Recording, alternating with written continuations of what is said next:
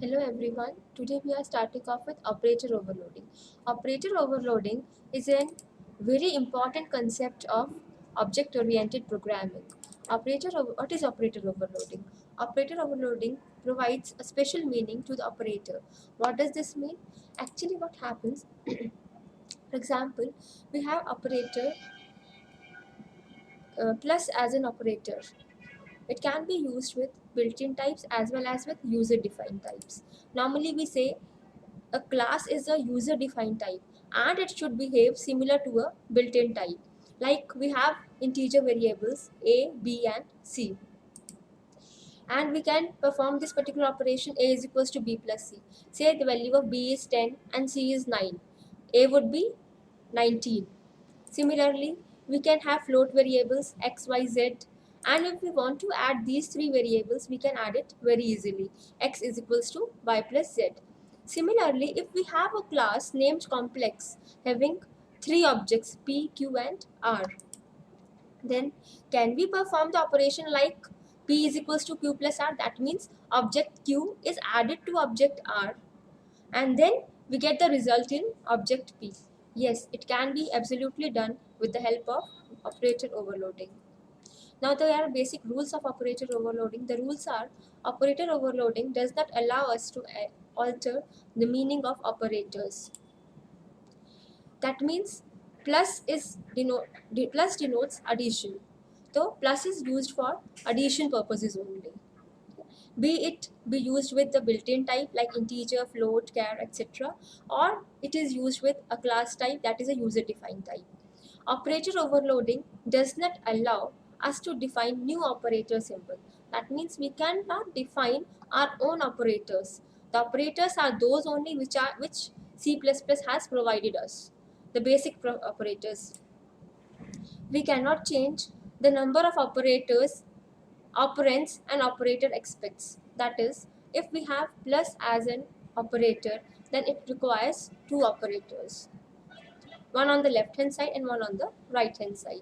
Similarly, precedence and associativity of operators cannot be changed, or if we want to use default arguments with operators, then we cannot change that thing. We should not change the meaning of the operator. Say for example, if we are doing plus addition using plus operator, then we cannot perform any subtraction or multiplication into that.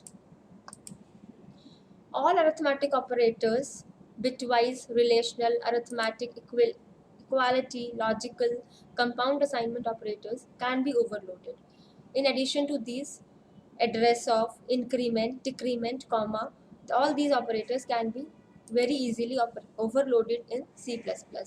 But there are certain operators that cannot be overloaded, like scope resolution operator, direct member access operator, that is dot operator, direct pointer to member access operator, that is dot asterisk, conditional operator or ternary operator, and the size of operator. These are the 5 operators that cannot be overloaded. Otherwise, we have all the operators that are available in C++ can be overloaded with the help of the concept operator overloading. Now, defining operator overloading. Operator function can be used to define or use or overload any operator. The syntax for the same is return type, class name, scope resolution operator, operator OP, argument list, and the function body. Here OP refers to the operator being overloaded. For example, if we want to overload plus operator, the syntax would be vector operator plus vector. Similarly, if we want to add multiply two complex numbers, the syntax would be complex operator asterisk complex comma complex. Operator is a keyword in C++ that is used to overload the operators. Now, operator function can be implemented either as a member function or as a friend function. If we are overloading a unary operator, then we don't require any argument if we are using a member function. But if we are using a friend function, we would be requiring one argument. Similarly, if we are overloading a binary operator, we would be requiring one argument for member function and 2 arguments for friend function. Now let us overload a unary minus using member function. For this, I have taken an example of a vector class. This is the layout of a main program. Here what we have declared is vector v, that is we have declared an object named v of class vector. V dot input, it's a function called to input function. Minus v, here we want to overload this unary operator. V dot display is the function to display the vector. Now let us begin with the defining of class of this particular program. We have written class vector v because we have written here as vector v. Vector is basically ai plus bj plus ck form three-dimensional vector, and for this we have taken 3 variables a, b and c. In public section we have to declare the functions. First of all we have input. For input function I have written the code as void input, the function definition, so cout, enter the vector, c in a, b and c. All the 3 variables would be entered through the keyboard. Next we have minus v. Here we are overloading operator function.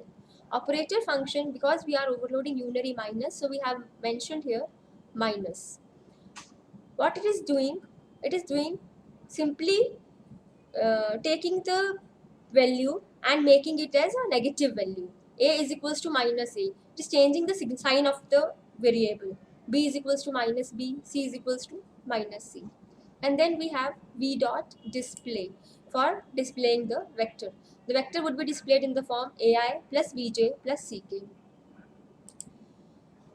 Now the main thing in this particular example is minus v. What minus v represents here?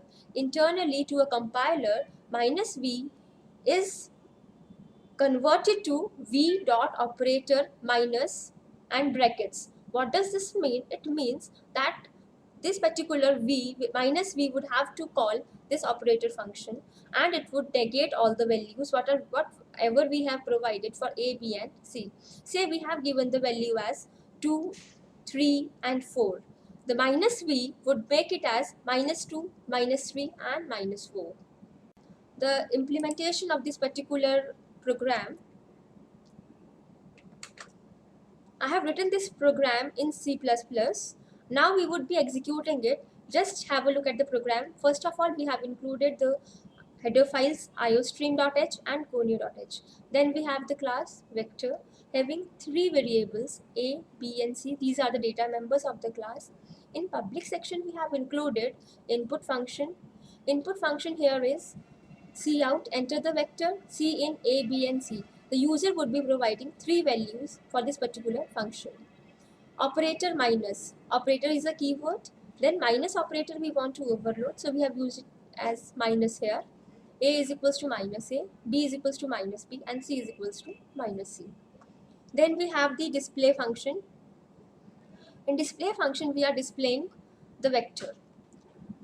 Vector v, I have made an object of class vector.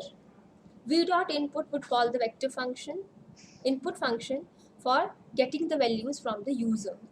After we have the values from the user, this display would be displaying the function, the values as it is. Say I have entered 2, 3 and 4. The vector would be displayed in the form 2i plus 3j plus 4k. Then it is minus v. Here we have overloaded the unary minus operator, and then after this we would be displaying the vector. Now let us run this particular example. Enter the vector. Say I am giving the values as 2, minus 7 and 5. The entered vector is 2i minus 7j plus 5k, and the vector after overloading unary minus would be minus 2i plus 7j minus 5k. That's all for today's overloading of unary minus. Thank you and have a nice day, and I think that now you will be able to understand the concept of operator overloading quite well.